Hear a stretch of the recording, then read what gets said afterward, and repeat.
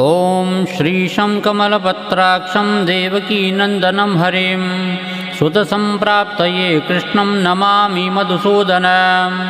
नमाम्यहं वासुदेवसुतसम्प्राप्तये हरिं यशोदाङ्कगतं बालगोपालं नन्दनन्दनम् अस्माकं पुत्रलाभाय गोविन्दमुनिवन्दितं नमाम्यहं वासुदेवं देवकीनन्दनं सदा गोपालं डिम्बकं वन्दे कमलापतिच्युतां पुत्रसम्प्राप्तये कृष्णं नमामि यदुपुङ्गवं पुत्रकामेष्टिफलदं कञ्जाक्षं कमलापतिं देवकीनन्दनं वन्दे सुतसम्प्राप्तये मम पद्मापते पद्मनेत्र पद्मनाभ जनार्दन देहि मे तनयं श्रीशं वासुदेव जगत्पते यशोदाङ्कगतं बालं गोविन्दं मुनिवन्दितम् अस्माकं पुत्रलाभाय नमामि श्रीशमच्युतं श्रीपते देवदेवेश दीनार्तिहरणाच्युत गोविन्दं मे सुतं देहि नमामि त्वां जनार्दन भक्तकामद गोविन्द भक्तरक्ष शुभप्रद देहि मे तनयं कृष्ण रुक्मिणीवल्लभप्रभो रुक्मिणीनाथ सर्वेश देहि मे तनयं सदा भक्तमन्दार पद्माक्ष त्वामहं शरणं गत देवकीसुत गोविन्द वासुदेव जगत्पते देहि मे तनयं कृष्ण त्वामहं शरणं गतः वासुदेव जगद्वन्द्य श्रीपते पुरुषोत्तमं देहि मे तनयं कृष्ण त्वामहं शरणं गतः कञ्जाक्ष कमलनाथ परकारुणिकोत्तम देहि मे तनयं कृष्ण त्वामहं शरणं गतः लक्ष्मीपते पद्मनाभ मुकुन्द मुनिवन्दितं देहि मे तनयं कृष्ण त्वामहं शरणं गतः कार्यकारणरूपाय वासुदेवाय ते सदा नमामि पुत्रलाभार्थं सुखदाय बुधाय ते राजीवनेत्र श्रीराम रावणारे हरे कवे तुभ्यं नमामि देवेश तनयं देहि मे हरे अस्माकं पुत्रलाभाय भजामि त्वां जगत्पते देहि मे तनय कृष्ण वासुदेव रमापते श्रीमान निमान चोर गोपी वस्त्रापहारक देहि मे तनयं कृष्ण वासुदेव जगत्पते अस्माकं पुत्रसम्प्राप्ति कुरुष्व यदुनन्दन रमापते वासुदेव मुकुन्द मुनिवन्दितं वासुदेवसुतं देहि तनयं देहि माधव पुत्रं मे देहि श्रीकृष्ण वत्सं देहि महाप्रभो डिम्बकं देहि श्रीकृष्ण आत्मजं देहि राघव भक्तमन्दार मे देहि तनयं नन्दनन्दन नन्दनं देहि मे कृष्ण वासुदेव जगत्पते कमलानाथ गोविन्द मुकुन्द मुनिवन्दितम् अन्यथा शरणं नास्ति त्वमेव शरणं मम सुतं देहि श्रियं पुत्रं प्रदेहि मे यशोदास्तन्यपानज्ञं पिबन्तं यदुनन्दनं वन्देऽहं पुत्रलाभार्थं कपिलाक्षं हरिसदा नन्दनन्दन देवेश नन्दनं देहि मे प्रभो रमापते वासुदेव श्रियं पुत्रं जगत्पते पुत्रं श्रियं पुत्रं मे देहि माधव अस्माकं दीनवाक्यस्य अवधारय श्रीपते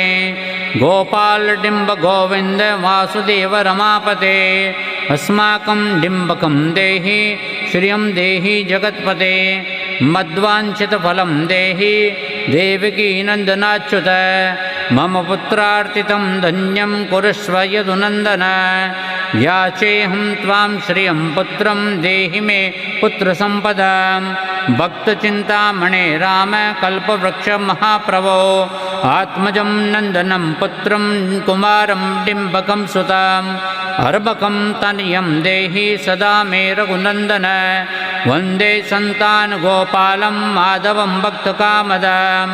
अस्माकं पुत्रसम्प्राप्त्यै सदा गोविन्दमच्युतम् अकारयुक्तं गोपालं श्रीयुक्तं यदुनन्दनं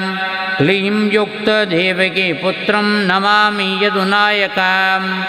वासुदेवमुकुन्देश गोविन्दमाधवाच्युतं देहि मे तनयं कृष्ण रमानाथं महाप्रभो राजीवनेत्र गोविन्द कपिलाक्ष हरे प्रभो समस्तकाम्यवरद देहि मे तनयः सदा अब्जपद्म नवपद्म वृन्दरूप जगत्पते देहि मे वरसत्पुत्रं रमानायक माधवम् नन्दपाल धरापाल गोविन्द यदुनन्दन देहि मे तनयं कृष्ण रुक्मिणी वल्लभ प्रभो दासमन्दार गोविन्द मुकुन्द माधवाच्युत गोपाल पुण्डरीकाक्ष देहि मे तनयं श्रियं यदुनायक पद्मेश नन्दगोपवधूसुत देहि मे तनयं कृष्णं श्रीधरं प्राणनायक अस्माकं वाञ्छितं देहि देहि पुत्रं रमापते भगवन् कृष्ण सर्वेश वासुदेव जगत्पते रमाहृदय संभार सत्यभामा मनप्रिय देहि मे तनयं कृष्ण रुक्मिणी वल्लभ प्रभो चन्द्रसूर्याक्ष गोविन्द पुण्डरीकाक्ष माधव अस्माकं भाग्यसपुत्रं देहि देव जगत्पते कारुण्यरूप पद्माक्ष पद्मनाभ समर्चितं देहि मे तनयं कृष्ण देवकी नन्दनन्दन देवकी सुत श्रीनाथ वासुदेव जगत्पते समस्त काम फलद देहि मे तनयं सदा भक्तमन्दार गंभीर शंकराच्युत माधव देहि मे तनयं गोप गोपाल वत्सल श्रीपते श्रीपते वासुदेवेश देवकी प्रियनन्दन भक्तमन्दार मे देहि तनयं जगतां प्रभो जगन्नाथ रमानाथ भूमिनाथ दयानिधे वासुदेवेश सर्वेश देहि मे तनयं प्रभो श्रीनाथ कमलपत्राक्ष वासुदेव जगत्पते देहि मे तनयं कृष्ण त्वामहं शरणं गतः दासमन्दार गोविन्द भक्तचिन्तामणि प्रभो देहि मे तनयं कृष्ण त्वामहं शरणं गते गोविन्द पुण्डरीकाक्ष रमानाथ महाप्रभो देहि मे तनयं कृष्ण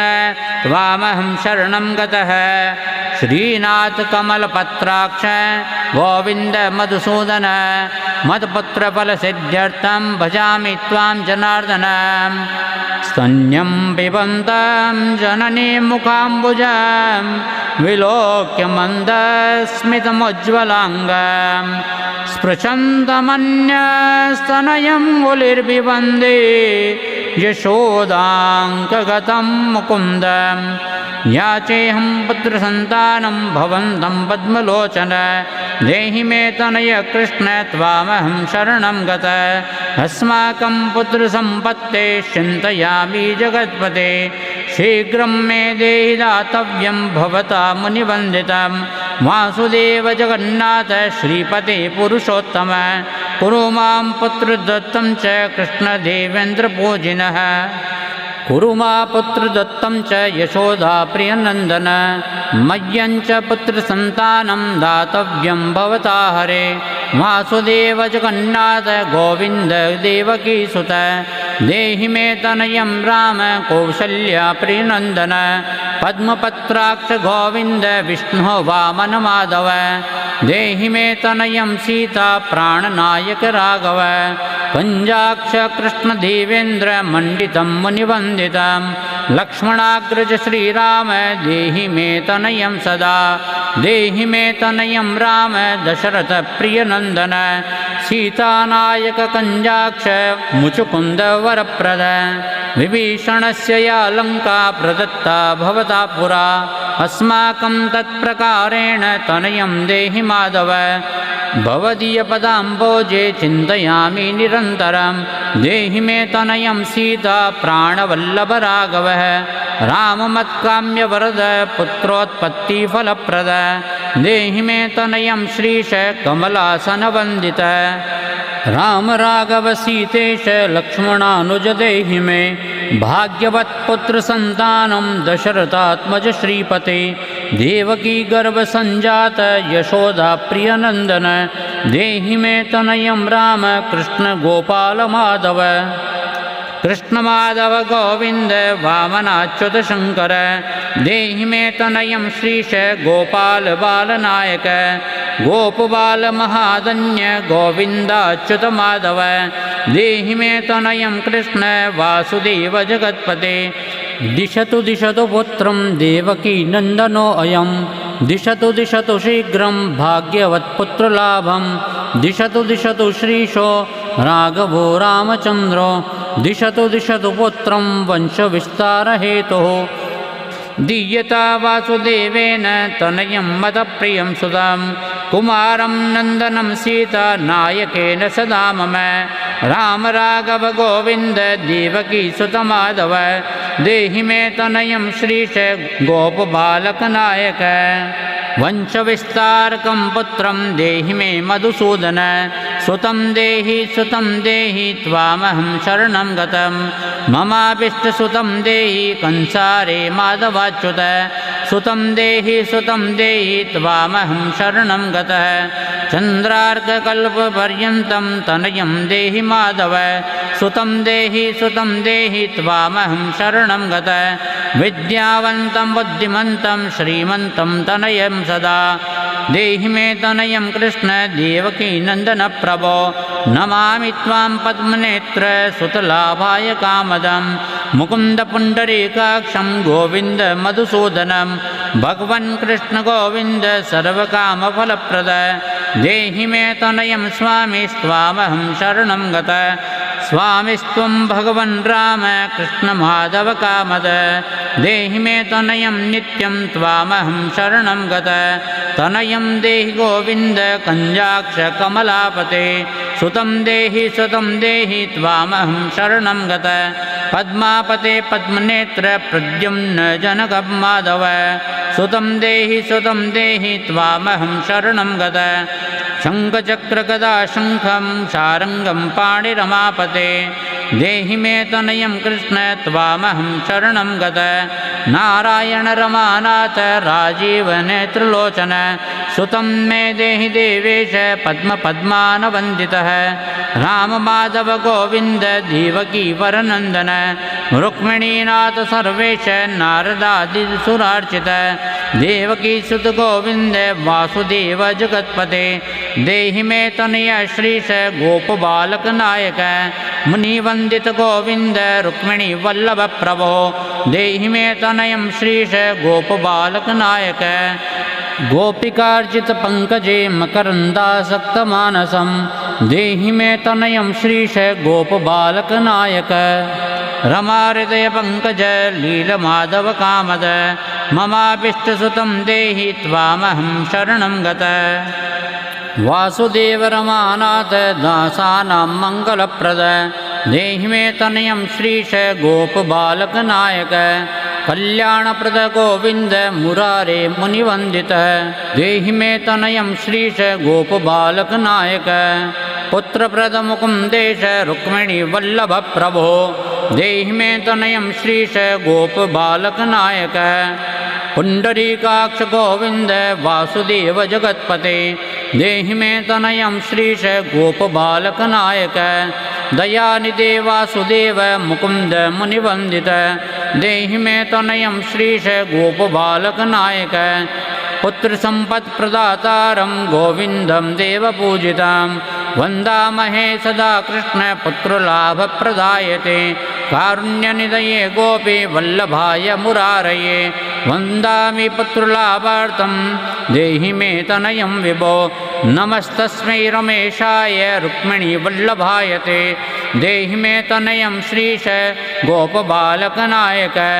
नमस्ते वासुदेवाय नित्यश्रीकामुकाय च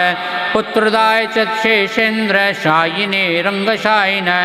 रङ्गशायिन्द्रमानाथ मङ्गलप्रद माधव देहि मे तनयं श्रीश गोपबालकनायक दासस्य मे सुतं देहि दीनवन्दार राघव सुतं देहि पुत्रं देहि रमापते यशोदातनयाभिष्ट पुत्रदानरतः सदा देहि मे तनयं श्रीश गोपबालकनायक मदिष्टदेव गोविन्द वासुदेव जनार्दन देहि मे तनयं श्रीश गोपबालकनायक नीतिमांश्च पुत्रो विद्यावांश्च प्रजायते भगवन्तव कृपायाश्च वासुदेवेन्द्र पूजित यः पठेत् पुत्रशतकं सोऽपि सत्पुत्रवान् भवेत् श्रीवासुदेव कथितं स्तोत्ररत्नं सुखाय च जपकाले पठे नित्यं पुत्रलाभं धनं श्रियम् ऐश्वर्यराजसम्मानं सद्यो याति न संशयः। श्रीकृष्णार्पणमस्तु।